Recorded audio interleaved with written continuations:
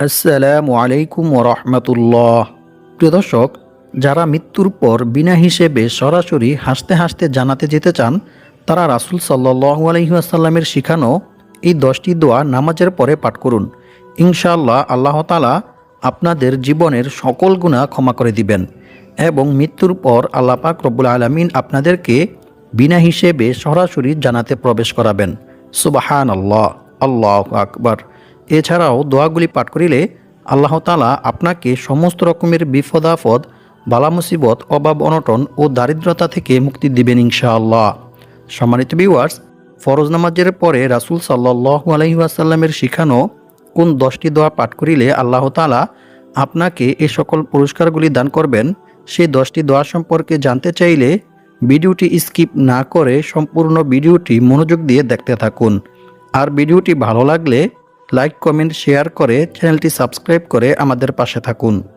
সম্মানিত ভিউয়ার্স, আমি আশা করছি যারা আল্লাহকে ভালোবাসেন এবং রাসূল সাল্লাল্লাহু আলাইহি ওয়াসাল্লামকে ভালোবাসেন ও মৃত্যুর পর বিনা হিসেবে সরাসরি জান্নাতে যেতে চান, তারা ভিডিওটি না টেনে সম্পূর্ণ ভিডিওটি মনোযোগ দিয়ে দেখবেন। মুমিনের প্রতিটি কাজ ও মুহূর্ত আমল ও ইবাদত যখন সব কিছু আল্লাহর হুকুম ও রাসূল সাল্লাল্লাহু আলাইহি ওয়াসাল্লামের সুন্নত অনুযায়ী হয়, তখন সব কিছু ইবাদতে পরিণত হয় এবং সওয়াবযোগ্য হয়। আল্লাহ তাআলা বান্দার জন্য এর সব কিছু পূর্ণময় করে দেন। সুবহানাল্লাহ। অন্য সব কিছুর মতোই প্রত্যেক ফরজ নামাজের শেষে কিছু দোয়া রয়েছে। দোয়াগুলো পড়িলে বান্দার জীবন সুন্দর, বরকতময় ও সুশৃঙ্খল হয়। আল্লাহর রাসূল সাল্লাল্লাহু আলাইহি ওয়াসাল্লাম বলেন, প্রত্যেক ফরজ নামাজের শেষে কিছু দোয়া রয়েছে।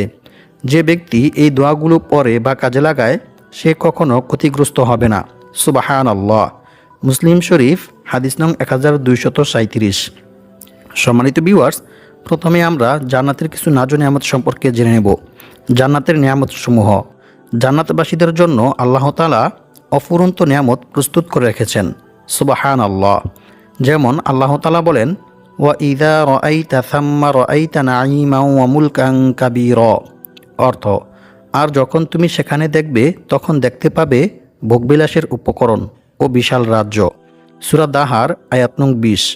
অন্য এক আয়াতে আল্লাহ তাআলা আরও বলেন, ফাআম্মা মান সাকুলাত মাওয়াজিনু ফাহুয়া ফি ঈশাতির রাদিয়াহ ওয়া আম্মা মান খাফফাত মাওয়াজিনু ফাউম্মুহু হাওিয়া। অর্থ, তখন যার নেকির পাল্লা ভারী হবে সে লাভ করবে সন্তোষজনক স্থান, অর্থাৎ জান্নাত। আর যার নেকির পাল্লা হালকা হবে তার অবস্থান হবে জাহান্নাম। নাউযু বিল্লাহি মিন যালিক। সূরাতুল কারিয়া, আয়াত নং 6 থেকে 9। সম্মানিত ভিউয়ার্স, আল্লাহ পাক রব্বুল আলামিন তার নেককার বান্দাবান্দীদের জন্য জান্নাত এত সুন্দর করে সৃষ্টি করে রেখেছেন যা আমরা কল্পনাও করতে পারবো না। রাসূল সাল্লাল্লাহু আলাইহি ওয়াসাল্লাম বলেন, জান্নাত যে আল্লাহ তাআলা কী পরিমাণ সৌন্দর্য দিয়ে সৃষ্টি করেছেন তা দুনিয়ার কোনো মানুষ কল্পনাও করতে পারবে না। সুবহানাল্লাহ, আল্লাহু আকবার। সম্মানিত ভিউয়ার্স, আমরা সকলেই দুনিয়াতে অল্প কিছু সময়ের জন্য এসেছি। আর এই অল্প কিছু সময় থাকার জন্য আমরা কতই না কষ্ট করি, কতই না পরিশ্রম করি, এমনকি অনেক অবৈধ পন্থায় আমরা টাকা পয়সা ইনকাম করি। কিন্তু মৃত্যুর পর আমাদের যে আরও একটি স্থান আছে, অর্থাৎ জান্নাত অথবা জাহান্নাম, সেই জান্নাতের জন্য আমরা কি করিতেছি, আমরা কি একটুও চিন্তা করে দেখেছি? সম্মানিত ভিউয়ার্স, আজকের ভিডিওতে আমি আপনাদেরকে রাসূল সাল্লাল্লাহু আলাইহি ওয়াসাল্লামের শিখানো অতি মূল্যবান 10টি দোয়া সম্পর্কে জানিয়ে দেব। যে 10টি দোয়া নামাজের পরে পাঠ করিলে আল্লাহ পাক রব্বুল আলামিন আপনাকে মৃত্যুর পর বিনা হিসেবে সরাসরি জান্নাতে প্রবেশ করাবেন এবং সকল বিপদ আপদ, বালা মুসিবত, অভাব অনটন, দারিদ্রতা থেকে আল্লাহ তাআলা আপনাকে মুক্তি দিবেন। সুবহানাল্লাহ, আল্লাহু আকবার। সম্মানিত ভিউয়ার্স, জান্নাতের মধ্যে আল্লাহ তাআলা জান্নাতি নেককার বান্দাবান্দীদের জন্য রেখেছেন অফুরন্ত নিয়ামত। সুবহানাল্লাহ। সেখানে রয়েছে দুধের নহর ও শরবতের নহর। এমনকি জান্নাতের মধ্যে জান্নাতি ব্যক্তিদের জন্য আল্লাহ তাআলা এরকম ফল গাছ সৃষ্টি করে রেখেছেন, যেই ফল গাছের ছায়া যদি কোনো তেজস্ব ঘোড়া 1000 বছর পর্যন্ত দৌড়ায়, তারপরেও সেই ছায়া অতিক্রম করতে পারবে না। সুবহানাল্লাহ। রাসূল সাল্লাল্লাহু আলাইহি ওয়াসাল্লাম বলেন, জান্নাতি ফল গাছের মধ্যে রয়েছে বিভিন্ন রকমের ফল এবং এক একটি ফলের মধ্যে রয়েছে বিভিন্ন রকমের স্বাদ। মানুষ যেই স্বাদই, অর্থাৎ জান্নাতি বান্দাবান্দিরা যেই স্বাদই ফলটি খেতে চাইবে, সেই স্বাদেই ফলটি তাদের সামনে চলে আসবে। সুবাহান আল্লাহ। জান্নাতের মধ্যে জান্নাতি বান্দাবান্দীদের কোনো পরিশ্রম করতে হবে না, কোনো কষ্ট করতে হবে না। সেখানে নাই কোনো ক্লান্তি, নাই কোনো পরিশ্রম, সেখানে শুধু আরাম আর আরাম। সুবাহান আল্লাহ। জান্নাতি বান্দাবান্দীরা যখন যেটাই খেতে চাইবে সাথে সাথে বুনা হয়ে তাদের সামনে চলে আসবে। সুবাহান আল্লাহ। তারা থাকবে আল্লাহ তাআলার মেহমানের মতো, অর্থাৎ মেহমানকে মানুষ যেভাবে আপ্যায়ন করে, মেহমানকে যেভাবে মানুষ সমাদর করে, আল্লাহ পাক রব্বুল আলামিন জান্নাতি বান্দাবান্দীদেরকে সেভাবে আপ্যায়ন করবেন। সুবহান আল্লাহ। আমরা থাকবো জান্নাতের মধ্যে আল্লাহর মেহমানের মতো। আল্লাহু আকবার। সম্মানিত ভিউয়ার্স, জান্নাতের মধ্যে জান্নাতি নেককার বান্দাবান্দীরা কতক্ষণ সময় পর্যন্ত থাকবে, এই সম্পর্কে জানার জন্য সাহাবায়ে কেরামরা রাসূল সাল্লাল্লাহু আলাইহি ওয়াসাল্লামের নিকট প্রশ্ন করলেন, ইয়া রাসূলুল্লাহ সাল্লাল্লাহু আলাইহি ওয়াসাল্লাম, জান্নাতের মধ্যে নেককার বান্দাবান্দীরা কতটুকু সময় পর্যন্ত থাকবে? তখন রাসূল সাল্লাল্লাহু আলাইহি ওয়াসাল্লাম এর উত্তরে বললেন, মনে করো এই সম্পূর্ণ পৃথিবীটাকে গোডাউনে পরিণত করা হয়েছে। পৃথিবীর শুরু থেকে নিয়ে শেষ পর্যন্ত এবং জমিন থেকে নিয়ে আসমান পর্যন্ত সম্পূর্ণ জায়গাটাকে সরিষা দ্বারা ভরপুর করে রাখা হয়েছে। আর আসমান থেকে আল্লাহ তাআলা একটি কবুতরকে বললেন, হে কবুতর, তুমি দুনিয়াতে যাও আর একটি সরিষার দানা আনো। কবুতরটি আল্লাহর হুকুম মতো দুনিয়াতে আসলেন আর একটি সরিষার দানা আসমানে নিয়ে গেলেন। অতঃপর আল্লাহ পাক রব্বুল আলামিন আবার 500 বছর পরে সেই কবুতরটিকে বললেন, হে কবুতর, তুমি আবার দুনিয়াতে যাও, আরও একটি সরিষার দানা আনো। কবুতরটি আল্লাহর হুকুম মতো আবার দুনিয়াতে আসলেন, এরপর আরও একটি সরিষার দানা নিয়ে গেলেন। এভাবে 500 বছর পর পর কবুতরটি দুনিয়া থেকে একটি করে সরিষার দানা নিয়ে যাবে আর সম্পূর্ণ পৃথিবীটাকে খালি করে ফেলবে। তারপরেও জান্নাতি বান্দাবান্দীদের জীবন শেষ হবে না। সুবহান আল্লাহ। আল্লাহু আকবার। অর্থাৎ জান্নাতি বান্দাবান্দীরা জান্নাতের মধ্যে অনন্তকাল পর্যন্ত সুখ শান্তিতে বসবাস করবে। সুবহান আল্লাহ। আল্লাহু আকবার। সম্মানিত ভিউয়ার্স, এখন আমি আপনাদেরকে জানিয়ে দেব মৃত্যুর পর বিনা হিসেবে সরাসরি জান্নাতে যাওয়ার জন্য ফরজ নামাজের শেষে রাসূল সাল্লাল্লাহু আলাইহি ওয়াসাল্লাম যে দোয়াগুলি পাঠ করতেন এবং আমাদেরকেও পাঠ করতে বলেছেন। আনাস ইবনু মালিক রাদিয়াল্লাহু তাআলা আনহু থেকে বর্ণিত, তিনি বলেন, রাসূল সাল্লাল্লাহু আলাইহি ওয়াসাল্লাম বলেছেন, বরকতময় আল্লাহ তাআলা বলেন, হে আদম সন্তান, যতক্ষণ আমাকে তুমি ডাকতে থাকবে এবং আমার পক্ষ থেকে ক্ষমা পাওয়ার আশায় থাকবে, তোমার গুনাহের পরিমাণ যতই অধিক হোক না কেন, আমি তোমাকে ক্ষমা করে দেব, এতে আমি কোনো পরোয়া করব না। সুবহান আল্লাহ। এরপর আল্লাহ তাআলা আবার বলেন, হে আদম সন্তান, তোমার গুনাহের পরিমাণ যদি আসমানের কিনারা বা মেঘমালা পর্যন্ত পৌঁছে যায়, তারপরেও তুমি আমার নিকট ক্ষমা প্রার্থনা করো, আমি তোমাকে ক্ষমা করে দেব, এতে আমি কোনো পরোয়া করব না। সুবহান আল্লাহ। অতঃপর আল্লাহ তাআলা আবার বলেন, হে আদম সন্তান, তুমি যদি সম্পূর্ণ পৃথিবী পরিমাণ গুনাহ নিয়েও আমার নিকট আসো এবং আমার সঙ্গে কাউকে অংশীদার তথা শরিক না করে থাকো, তাহলে আমিও তোমার নিকট সম্পূর্ণ পৃথিবী পরিমাণ ক্ষমা নিয়ে হাজির হব। সুবহান আল্লাহ। আল্লাহু আকবার। অর্থাৎ সর্ব অবস্থায় সবসময় আমাদেরকে আল্লাহর উপর ভরসা রাখতে হবে এবং আল্লাহ তাআলার নিকট ক্ষমা প্রার্থনা করতে হবে। আমরা যতই গুনাহ করি না কেন, আল্লাহর রহমত থেকে আমাদেরকে নিরাশ হওয়া যাবে না। আল্লাহ তাআলা বলেন, লা তাকনাতু মির রাহমাতিল্লাহ, হে আমার বান্দারা, তোমরা আমার রহমত থেকে নিরাশ হইও না। আল্লাহু আকবার। অর্থাৎ সর্ব অবস্থায় সব সময় আমাদেরকে আল্লাহর রহমতের আশায় থাকতে হবে এবং আল্লাহ তাআলার নিকট বেশি বেশি ক্ষমা প্রার্থনা করতে হবে। সম্মানিত ভিউয়ার্স, এখন আমি আপনাদেরকে জানিয়ে দেব রাসূল সাল্লাল্লাহু আলাইহি ওয়াসাল্লাম ফরজ নামাজের শেষে কোন 10টি দোয়া পাঠ করে আমল করতেন। নাম্বার 1, রাসূল সাল্লাল্লাহু আলাইহি ওয়াসাল্লাম ফরজ নামাজের সালাম ফিরিয়ে একবার জোরে আল্লাহু আকবার পাঠ করতেন। ইবনে আব্বাস রাদিয়াল্লাহু তাআলা আনহু বলেন, আমি ওই তাকবীরের আওয়াজ শুনে রাসূল সাল্লাল্লাহু আলাইহি ওয়াসাল্লামের নামাজ শেষ হওয়া বুঝতে পারতাম। বুখারী শরীফ ও মিশকাত শরীফ। নাম্বার 2, রাসূল সাল্লাল্লাহু আলাইহি ওয়াসাল্লাম প্রত্যেক ফরজ নামাজের শেষে 3 বার আস্তাগফিরুল্লাহ আস্তাগফিরুল্লাহ আস্তাগফিরুল্লাহ পাঠ করতেন। মুসলিম শরীফ হাদিস নং 1222। সম্মানিত ভিউয়ার্স, ইস্তেগফার যে শুধু নামাজের পরেই পাঠ করতে হবে এমনটা নয়, বরং ইস্তেগফার সর্ব অবস্থায় সব সময় বেশি বেশি পাঠ করতে হবে। কারণ বান্দার ইস্তেগফারের মধ্যে আল্লাহ তাআলা রেখেছেন অসংখ্য অগণিত পুরস্কার ও উপকার। রাসূল সাল্লাল্লাহু আলাইহি ওয়াসাল্লাম বলেন, যে ব্যক্তি বেশি বেশি তাওবা ইস্তেগফার পাঠ করবে, আল্লাহ তাআলা তার সমস্ত সমস্যা থেকে উত্তরণের পথ বের করে দিবেন। তার সমস্ত বিপদ আপদ, বালা মুসিবত, দুঃখ কষ্ট, দুশ্চিন্তা ও দারিদ্রতা দূর করে দিবেন এবং আল্লাহ পাক রব্বুল আলামিন তাকে এমন জায়গা থেকে রিজিক দান করবেন যা সে কল্পনাও করতে পারবে না। অর্থাৎ তার ধারণার বাইরে থেকে গায়বীভাবে আল্লাহ তাআলা তার রিজিকের ব্যবস্থা করে দিবেন। সুবহানাল্লাহ, আল্লাহু আকবার।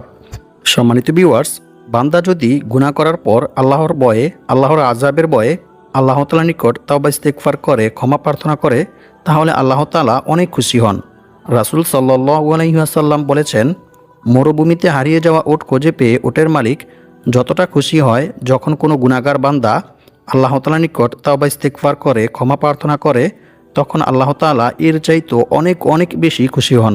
সুবহানাল্লাহ। এমনকি তাওবাকারীর পুরস্কার হিসেবে আল্লাহ তাআলা পবিত্র কোরআনের মধ্যে বলেন, যে ব্যক্তি বেশি বেশি তাওবা ইস্তেগফার করবে, আল্লাহ তাআলা তার সমস্ত সমস্যা থেকে উত্তরণের পথ বের করে দিবেন।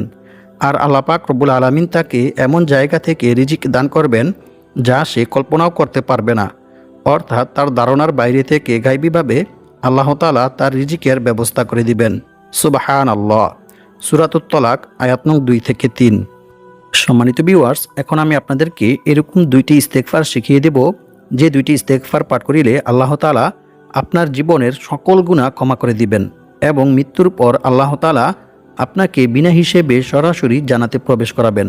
আর দ্বিতীয় ইস্তেগফারটি পাঠ করিলে আল্লাহ তাআলা আপনার জীবনের সকল গুনাহ ক্ষমা করে দিবেন এবং আপনার সকল বিপদ আপদ, বালা মুসিবত, দুঃখ কষ্ট, অভাব অনটন, দারিদ্রতা ও ঋণ দূর করে দিবেন।